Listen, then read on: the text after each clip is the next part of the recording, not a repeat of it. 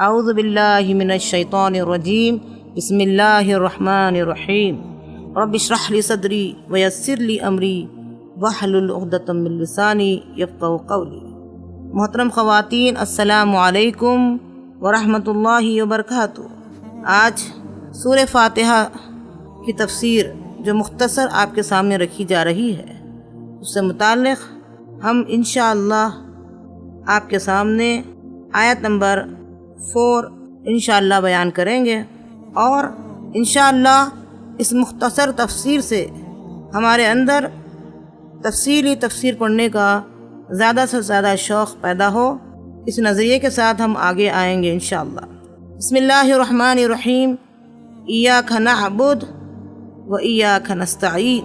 ایاک یعنی تجھ ہی سے، نعبد تجھ ہی کی، نعبد ہم عبادت کرتے ہیں، و ایاک اور تجھ ہی سے، نستعین مدد طلب کرتے ہیں، یعنی ہم تیری ہی عبادت کرتے ہیں اور تجھ ہی سے مدد چاہتے ہیں۔ اس کا مطلب ہم جاننے کی کوشش کریں گے کہ استعانت کس کو کہتے ہیں، یعنی اللہ تعالیٰ سے مدد طلب کرنا۔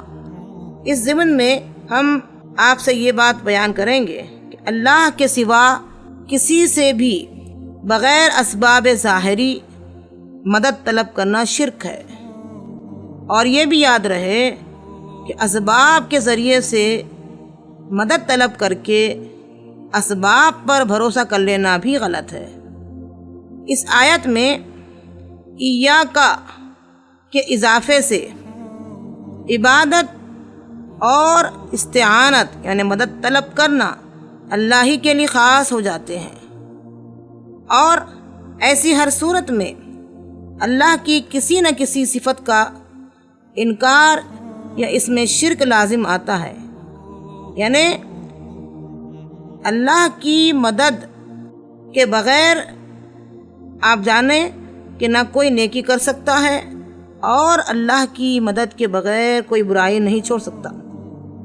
اور اس میں مزید ہم کوشش کریں گے کہ اس کو جانیں کہ استعانت کا مطلب کیا ہوا، کہ مدد طلب کریں۔ اصولی بات یہ ہے کہ ایک بندہ اس بات پر ایمان لائے، اس کے لیے ضروری ہے کہ ہر چیز کے معاملے میں یہ جانے کہ اس کا مالک اللہ ہے، چاہے اس چیز سے فائدہ حاصل کرنے کا معاملہ ہو یا دفع کرنے کا معاملہ ہو، یعنی فائدہ دینا اور نقصان سے بچانا، یہ سب کچھ رب العالمین ہی کی ذات ہے، یہ اس کا عقیدہ ہونا چاہیے۔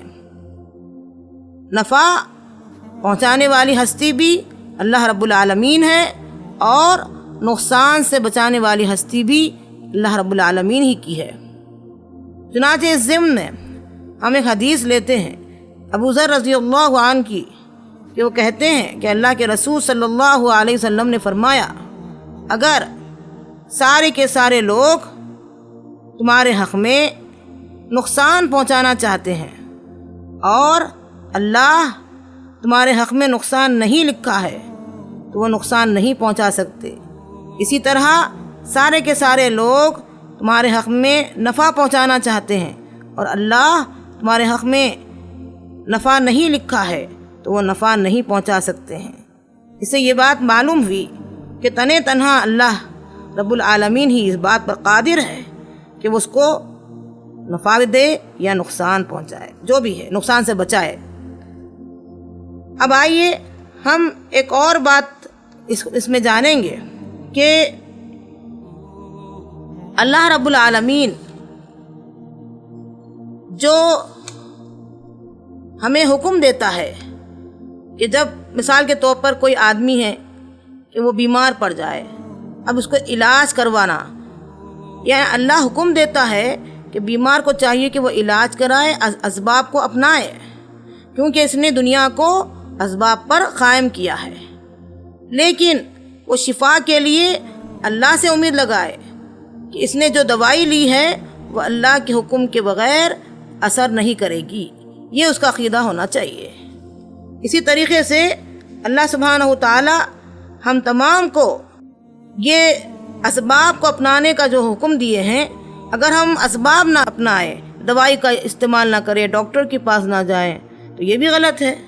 اور اگر ہم ڈاکٹر کے پاس جائیں اور دوا پر بھروسہ کر لیں، یہ ہمارا عقیدہ بن جائے کہ دوا اثر کرے گی، جبکہ دوا اللہ کے حکم کے بغیر اثر نہیں کرے گی، تو اس طریقے سے اگر ہماری یہ تمام باتوں میں اللہ تعالیٰ کا حکم اور اس کے جو ہے نفع اور نقصان پہنچانے والی تمام باتیں ذہن میں نہ ہو، تو پھر یہاں شرک کی جو ہے گنجائش نکل سکتی ہے۔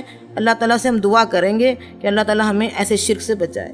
اور مزید ہم اس معاملے میں یہ جانیں گے، بلکہ یہی چیز مناسب سمجھ میں آتی ہے کہ شرک کی حقیقت کو سمجھنے کے لیے توحید کے اقسام بیان کر دی جائیں۔ توحید کی 3 بنیادی اقسام ہیں، قسمیں ہیں۔ نمبر 1 توحید ربوبیت، نمبر 2 توحید الوہیت، اور نمبر 3 توحید صفات۔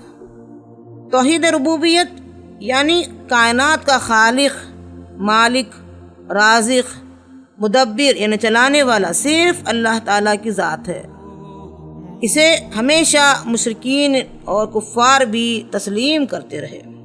جیسے سورہ لقمان سورۃ نمبر 31 کی آیت نمبر 25 اگر آپ پڑھیں گے تو پتہ چلتا ہے کہ اگر آپ ان سے پوچھیں کہ زمین اور آسمان کس نے بنائے تو فوراً یہ کہہ دیں گے اللہ۔ تو یہ معلوم ہوا کہ یہ لوگ تسلیم کرتے ہیں، اللہ تعالیٰ کو خالق مانتے ہیں، رازق مانتے ہیں، تسلیم کرتے ہیں۔ اور دوسری قسم یعنی توحید الوہیت، یعنی عبادات کی تمام جتنے بھی اقسام ہیں وہ صرف کس کے لیے ہونی چاہیے؟ اللہ کے لیے ہونی چاہیے۔ عبادت میں ہر قسم کا خشوع ہو، دعا ہو، التجا ہو، چاہے زبان سے ہم دعا کر رہے ہو یا عمل سے عبادت کر رہے ہو، یہ سب کچھ کس کے لیے ہے؟ اللہ رب العالمین کے لیے ہے۔ ان میں غیر اللہ کو شامل کرنا شرک ہے۔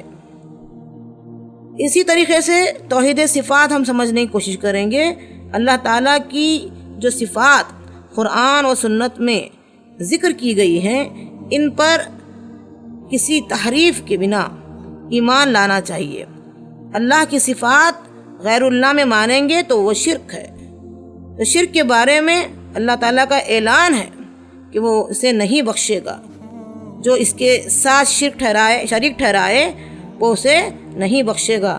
تو معلوم یہ ہوا کہ اللہ تعالیٰ شرک کے علاوہ سارے گناہوں کو معاف کریں گے، جیسے سورہ نساء سورۃ نمبر 4 کی آیت نمبر 116 سے پتہ چلتا ہے کہ اللہ سبحانہ و تعالیٰ کہ شرک کے علاوہ تمام گناہوں کو وہ بخشے گا۔ تو ہم یہ اسی لیے جان رہے ہیں کہ ہمیں جب یہ توحید ربوبیت یعنی اللہ کو خالق ماننا، توحید الوہیت ساری عبادت اللہ ہی کے لیے، جب پیدا کرنے والے ہستی کسی کو شریک نہیں کی ہم کو پیدا کرنے میں، تو عبادت میں بھی کوئی شریک نہ ہو۔ اور اسی طریقے سے توحید صفات، اللہ کی صفات کو کسی اور میں ڈھونڈنا، تلاش کرنا، یہ سب کے سب جو ہے شرک ہیں۔ تو توحید جب تک سمجھ میں نہیں آئی، شرک سمجھنا بہت مشکل ہے۔ اس لیے اللہ سے ہم دعا کرتے ہیں کہ ہم جو کہہ رہے ہیں ایاک نعبد و ایاک نستعین، ہم تیری ہی عبادت کرتے ہیں اور تجھ ہی سے مدد چاہتے ہیں، تو یہ ایک اگریمنٹ ہے۔ اللہ سے یہ بھی دعا کریں کہ اللہ ہم اس کو پورا کرنے والے بنیں۔ آمین۔ السلام علیکم ورحمۃ اللہ وبرکاتہ۔